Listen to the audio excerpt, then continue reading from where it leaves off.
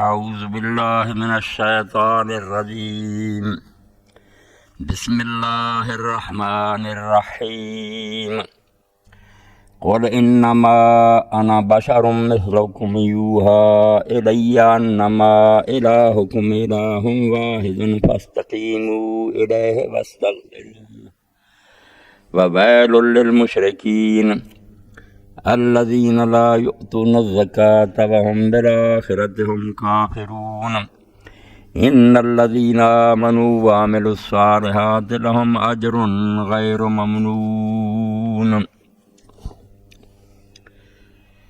اللہ کے رسول آپ اعلان فرما دیں کہ میں تو صرف ایک بشر ہوں تمہاری طرح کا، میری طرف اللہ کی طرف سے یہ وحی آتی ہے کہ تمہارا معبود اور حاکم ایک اللہ ہے، تو سارے اس کی طرف سیدھے ہو کر رخ کر لو اور اس سے اپنے گناہوں کی معافی مانگو۔ اور مشرکوں کے لیے تباہی ہے جو زکوٰۃ نہیں دیتے، اور یہی لوگ ہیں جو آخرت کے منکر ہیں۔ بے شک جو لوگ ایمان لائے اور انہوں نے نیک کام کیے، ان کے لیے نہ ختم ہونے والا اجر ہے، ایسا انعام ہے جو کبھی ختم نہیں ہوگا۔ اللہ کے رسول علیہ السلام جب لوگوں کو دین کی دعوت دیتے تھے کہ جس اللہ کے بندے ہو اس کے بندے بن کر رہو، اپنی زندگیاں اس کی مرضی کے مطابق گزارو، تو وہ مانتے نہیں تھے، ہر درمی سے کام لیتے۔ اور تقریباً سب انبیاء علیہ السلام کے واقعات میں یہ بات آتی ہے کہ جب انہیں یہ وعید سناتے، ڈراوا دیتے کہ میری مخالفت کرو گے تو اس دنیا میں بھی عذاب آئے گا اور آخرت میں بھی پکڑے جاؤ گے، تو وہ ظالم پھر کہتے کہ لے آ وہ عذاب جس کا تو وعدہ کرتا ہے۔ یہ استہزاء ٹھٹھا قرآن مجید میں بار بار ذکر ہوا۔ مہلت سے فائدہ نہ اٹھاتے کہ اگر اللہ تعالیٰ نے اپنے حلم اور مہربانی سے مہلت دے رکھی، توبہ کر لو، باز آ جاؤ گناہ سے۔ یہ تو اس کی عنایت ہے کہ جلدی سے نہیں پکڑتا، وقت دیتا ہے، مگر اس وقت دینے سے بھی عام لوگ جو ہیں وہ مغالطہ کا شکار ہو جاتے ہیں کہ اگر یہ نبی سچا ہوتا اور واقعی کوئی خدا ہوتا تو ہمیں پکڑتا نا۔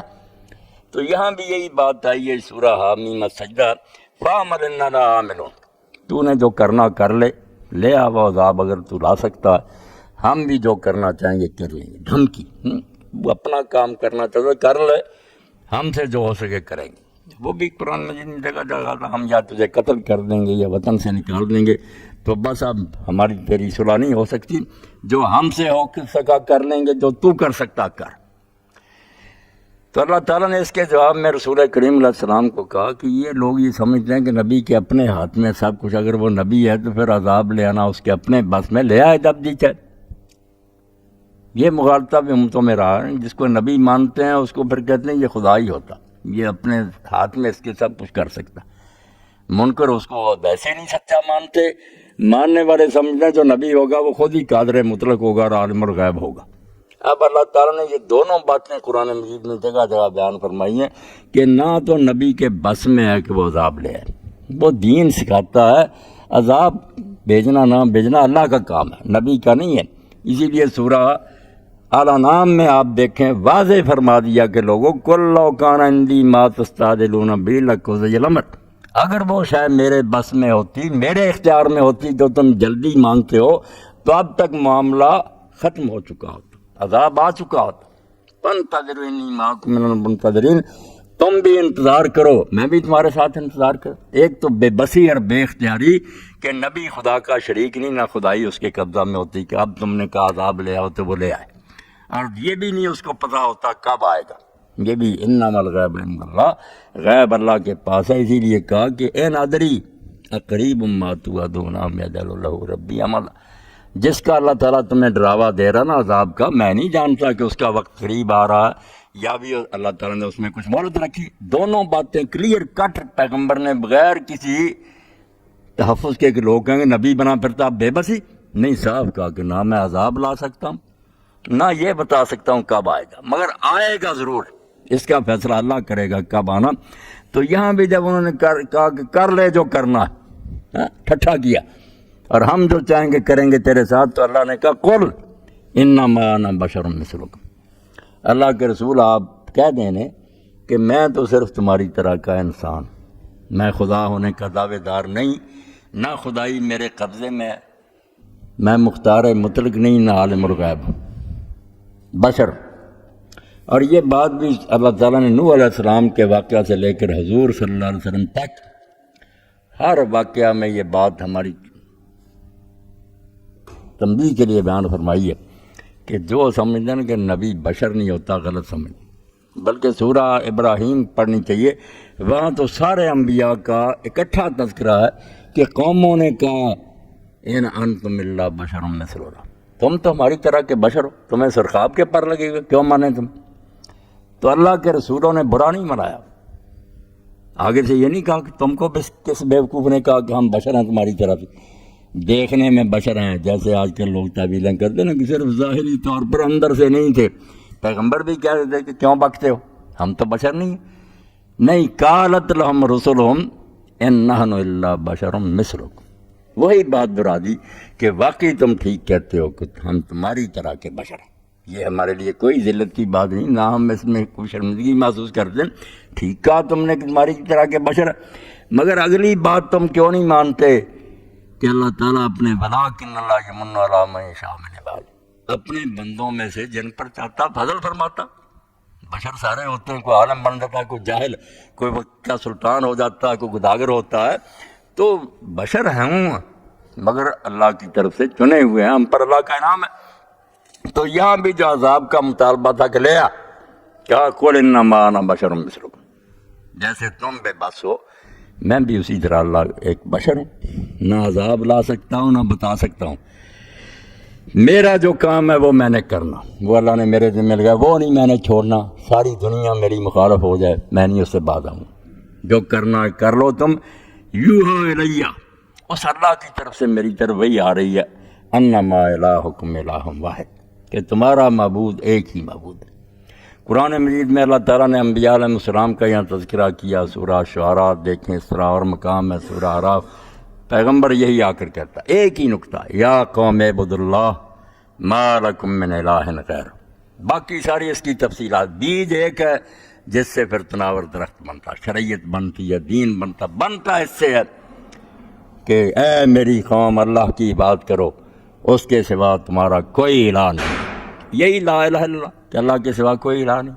اب چونکہ یہ عربی زبان میں ہے، ہماری کم بختی کہ ہم صرف اس کو کر دیتے ہیں اردو میں اللہ کے سوا کوئی معبود نہیں ہے، وہ بھی عربی، معبود عربی زبان کر جس کی عبادت کی جائے، عبادت کیا، پوجا سے کچھ پتہ نہیں پڑتا، پھر یہ ہو جاتا کہ کسی کو ماتھا نہ ٹیکو، کسی سے مراد نہ ہو، زیادہ سے زیادہ یہی توحید ختم نہیں۔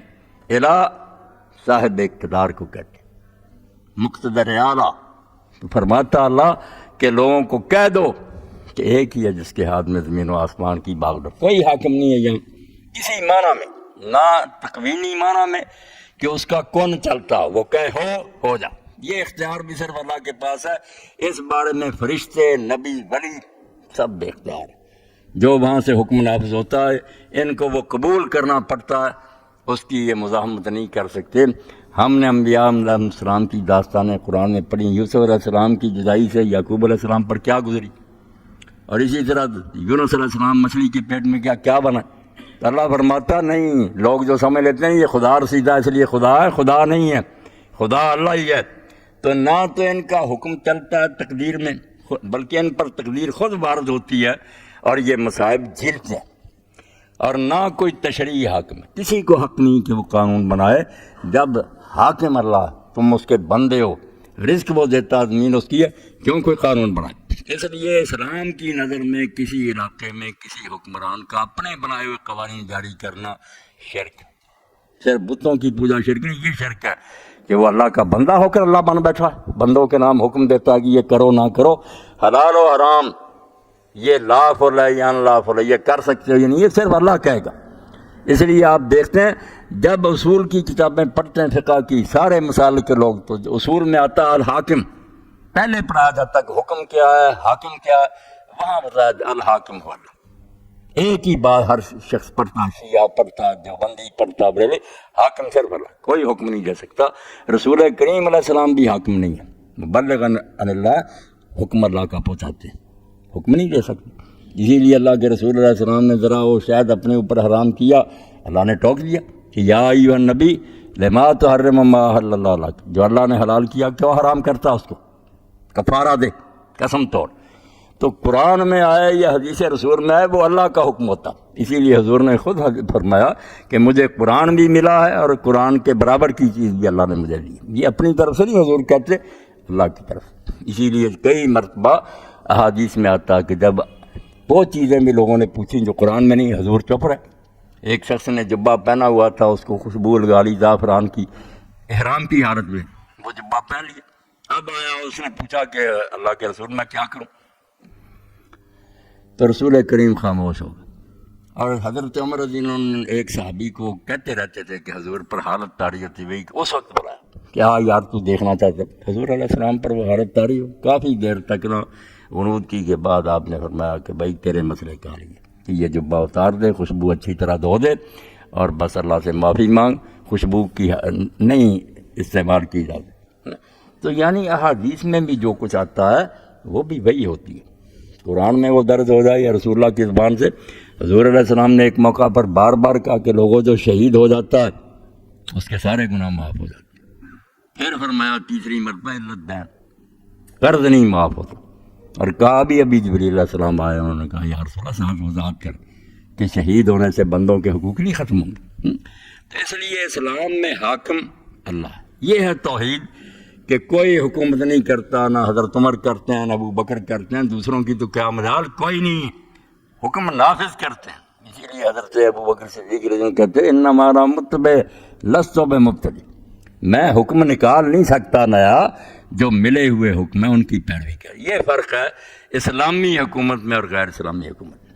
مسلمانوں کی حکومت ہو سکتی ہے کہ کلمہ گو ہیں وہ حکومت کر رہے ہیں، وہ کافروں کی حکومت نہیں، مسلمانوں کی، مگر وہ اسلامی نہیں۔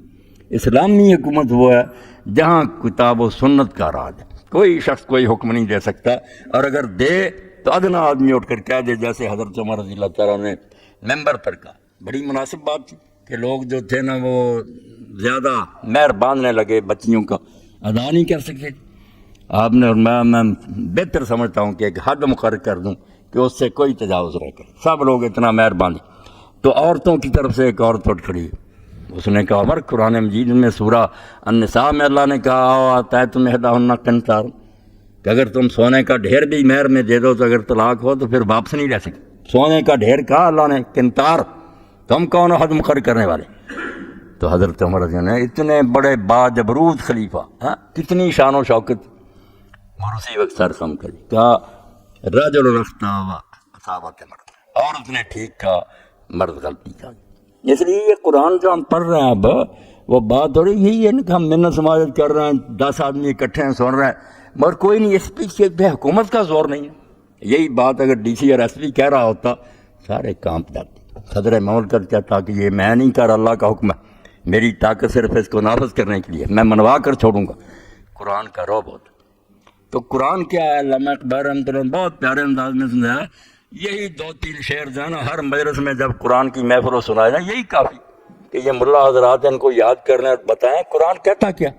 موت کا پیغام ہر نوع غلامی کے لیے، کسی قسم کی غلامی، اقتصادی غلامی کہ سرمایہ دار لوگوں کو غلام بنا کر رکھتے ہیں، سیاسی غلامی، مذہبی غلامی کہ ملا اور جو اپنے گرفت میں رکھنا چاہتے ہیں، ہر قسم کی غلامی کے لیے موت کا پیغام ہے کہ یہ ساری غلامیاں ختم کرو، ان کے تختے اٹھ دو۔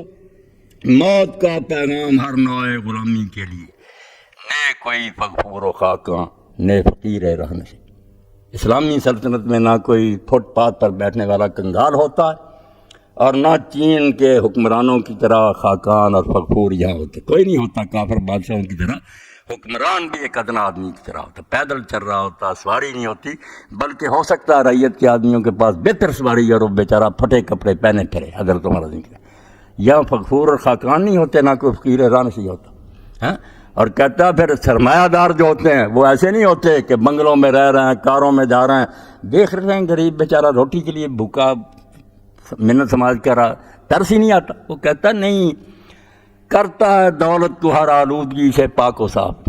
جتنی دولت ہوتی ہے نا مسلمانوں کے پاس پھر اسلامی حکومت میں، اس کو ہر قسم کی گندگی سے پاک کر دیتا ہے۔ ایک تو وہ حرام سے نہیں آتی، لوگوں کا خون نچوڑ کر نہیں جمع کی جاتی، کرتا ہے دولت کو ہر آلودگی سے پاک و صاف۔ منعموں کو مال و دولت کا بناتا ہے امی، جن کے پاس ہوتا ہے وہ مال ان کو بھی یہ سمجھا دیتا ہے کہ یہ تمہارا نہیں، تم امانت دار ہو، یہ تمہارے پاس جو ہے نا امانت ہے اللہ کی، اور حق ہے ان کا جو کما نہیں سکے، فی اموالہم حق للسائل والمحروم، تجھے اللہ نے ذرا زیادہ قابلیت دے دی ثواب کمانے کے لیے کہ تو محنت کر کے ثواب کما سکے، کمائے خود دے دے دوسروں کو۔ ہاں، منعموں کو مال و دولت کا بناتا ہے امی، اور پھر کہتے ہیں اس سے بڑا انقلاب کو ہوگا، اس سے بڑھ کر اور کیا فکر و عمر کا انقلاب، بادشاہوں کی نہیں اللہ کی ہے یہ زمین۔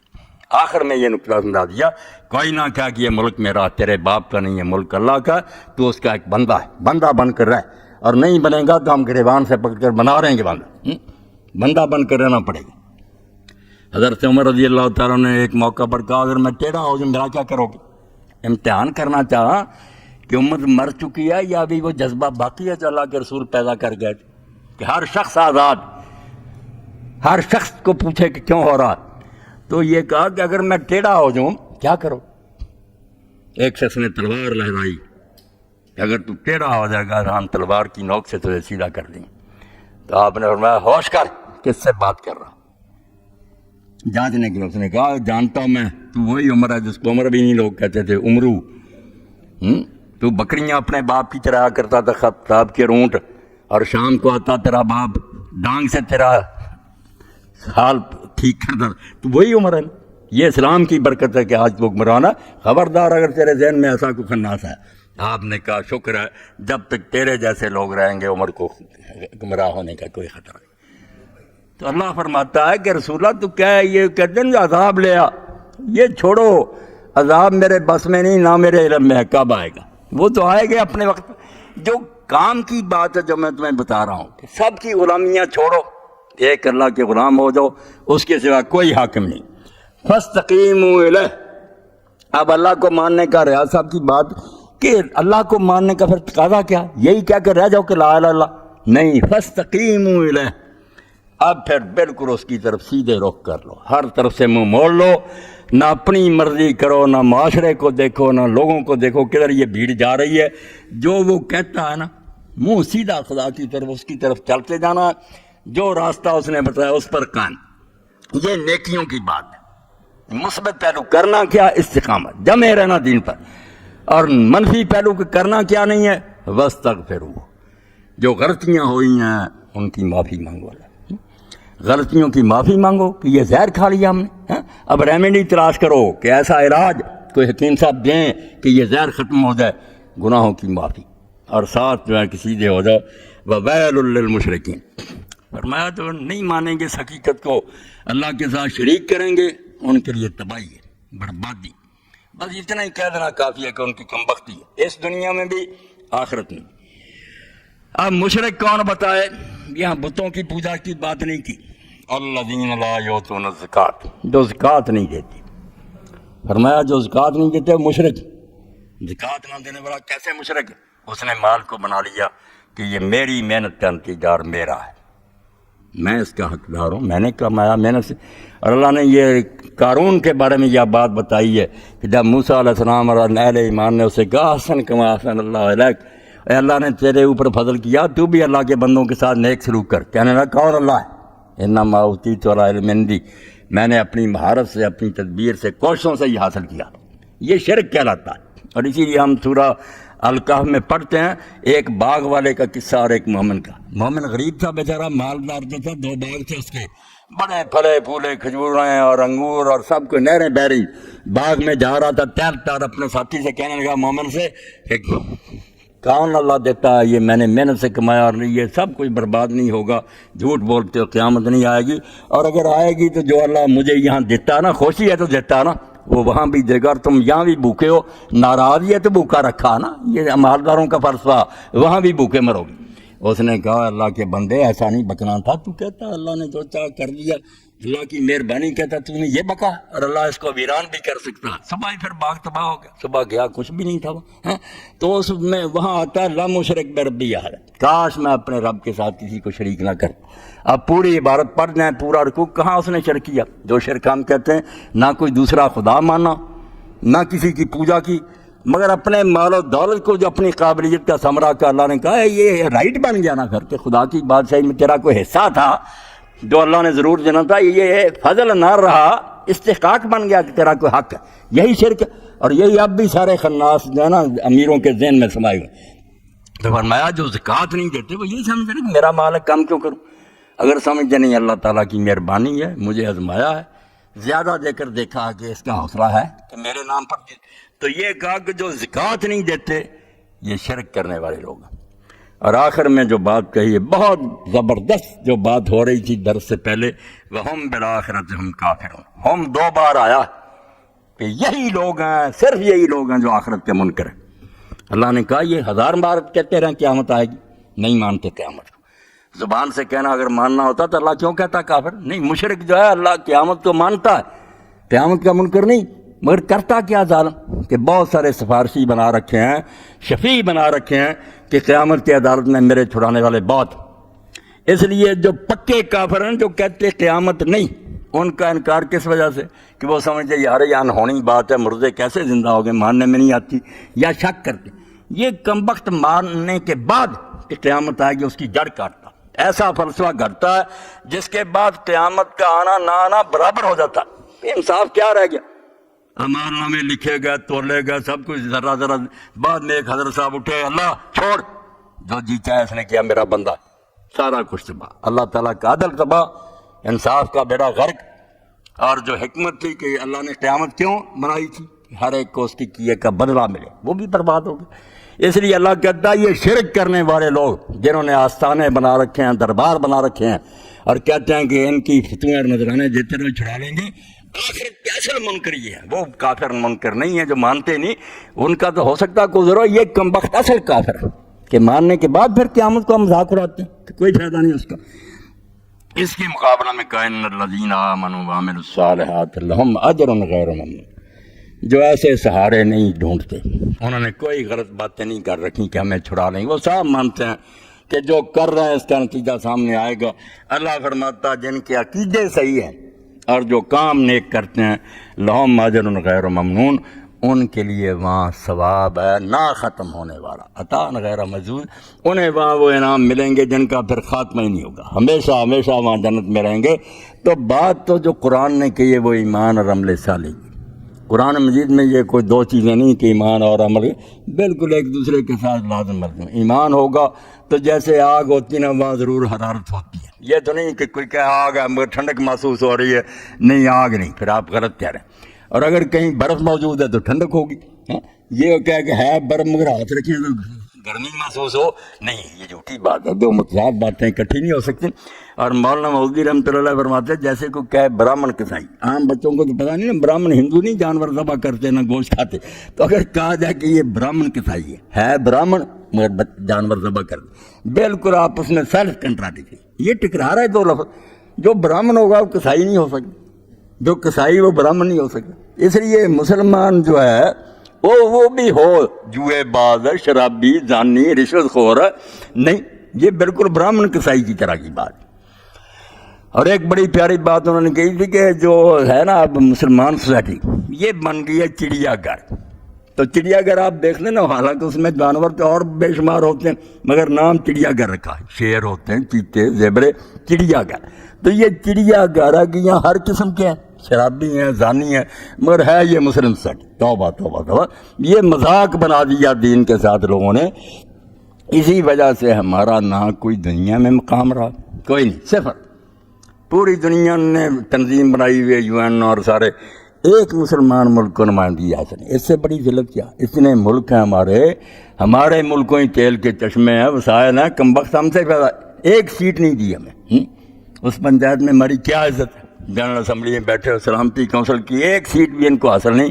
اور 6 بڑے بنے ہوئے ہیں کہ ساری دنیا ایک فیصلہ کرے، وہ کہتے ہیں میں نے ویٹو کرے، میں نے نہیں مانا. وہاں جاتے ہیں اور کبھی نہیں سوچتے کہ وہ علامہ اقبال رحمۃ اللہ علیہ جو ان سب کو جانتے تھے کہ یہ بے ایمان کیا ان کے پاس رہے تھے، اور ان لوگوں سے انہوں نے یہ علم حاصل کیا تھا جو امام تھے دہریت کے. اب تو شاگرد رہ گئے نا جنہوں نے یہ کفر پھیلایا تھا نا کہ انسان جانور ہی تھا، خدا کوئی نہیں قیام، وہ امام تھے اس دور کے، ان سے پڑھا. مگر وہ یہ کہتے ہیں کہ اللہ بچا گیا، میں آگ میں پڑا مگر میں جلا نہیں، کافر نہیں ہوا۔ فریب دانش حاضر سے باخبر ہوں میں کہ میں اس آگ میں ڈالا گیا ہوں مثل خلیل۔ ابراہیم علیہ السلام کی طرح مجھے بھی ماں باپ نے وہاں ڈال دیا تھا آگ میں، مگر اللہ نے بچا دیا۔ اور مجھے کیوں نہ اندھا کر سکے، یہ کہتے ہیں مجھے نہیں یہ خیرہ نہ کر سکا مجھے جلوہ دانش فرنگ۔ یہ انگریزوں کا علم جن کو صرف چھوت لگ جاتی نا وہاں سے اور یہی بے دین ہو جاتے، فیشن کے طور پر ان کے حوالے دیتے۔ میری آنکھوں کو نہیں یہ چمجھا سکے، مجھے نہیں دھوکہ دے سکے۔ سرما ہے میری آنکھ کا خاک مدینہ و نجف، میں مدینہ کا سرما آنکھ میں ڈالتا تھا، یہ مرتضیٰ کا اقبال، مجھے کیا گمراہ کرنا تھا، بچ گئے۔ تو وہ بیچارے یہی چیختے چلاتے رہے کہ تم جو اس مجلس میں جاتے ہو کہ وہاں ہمارے حق میں فیصلے ہو، کوئی ہوا فیصلہ؟ وہ تیمور کا جو جزیرہ تھا، اب کہتے ہیں مسلمان جو دہشت گرد، توبہ تو مسلمان بیچارے دہشت گرد، تو جانور کو نہیں ظلم سے مارتا، وہ انسانوں کو مارے، مگر اپنا منہ تو دیکھو، کرتوت ہیں تمہارے، مسلمانوں کا کوئی معاملہ تم حل نہیں کرتے۔ وہ تیمور عیسائی ریاست بنانی تھی، 1 منٹ نہیں لگا، UN کی فوجیں پہنچ گئی، آزاد کرا دی۔ ہمارا کشمیر ہے، فلسطین ہے، دوسرے مسلمان مر رہے ہیں بیچارے، جانوروں کی طرح ذبح ہو رہے ہیں، بچے مارے جا رہے ہیں، وہی فیصلہ نہیں کرتے، مذاق اڑاتے۔ تو بڑی پیاری بات کی اس وقت، یہ تو نامراد نہیں نا بنی تھی، بعد میں بنی اقوام متحدہ، پہلے تھی نا مجلس اقوام۔ تو اس بارے میں جو انہوں نے کہا تھا وہ 100% صحیح اور قیامت تک رہے گا، بیوقوف کو بنتا رہے، کبھی مسلمانوں کو فائدہ نہیں ہوگا۔ تو کہتے تھے کہ یہ جو انہوں نے بنا لی ہے مجلس اقوام کہ فیصلے ہوا کریں گے، جنگیں نہیں ہو، کیا ہے؟ من عظیم بیش نہ دانم کہ کفن دزدے چاند، بہر تقسیم قبور انجمن ساختان۔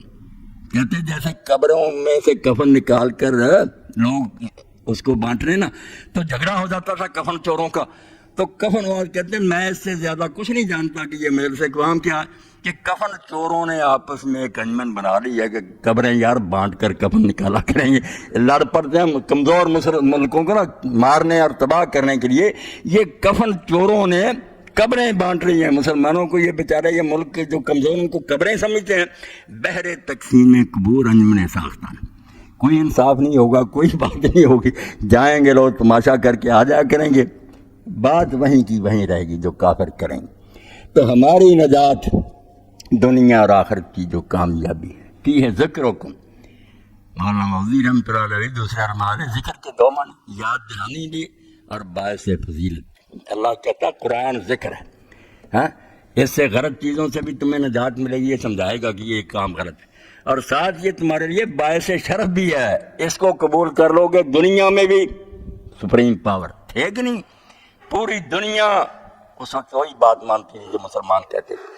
وہ زمانے کی کتابیں اگر پڑھیں ہم، طب کی لکھی ہوئی، نجوم کی لکھی، کسی علم کی بھی، آپ دیکھیں گے مسلمانوں کا اثر اتنا تھا کہ ہندو بھی لکھتے تھے نا اللہ کی مدح لکھتے تھے، رسول اللہ پر درود لکھتے تھے، مسلمان سوسائٹی کا اتنا غلبہ تھا۔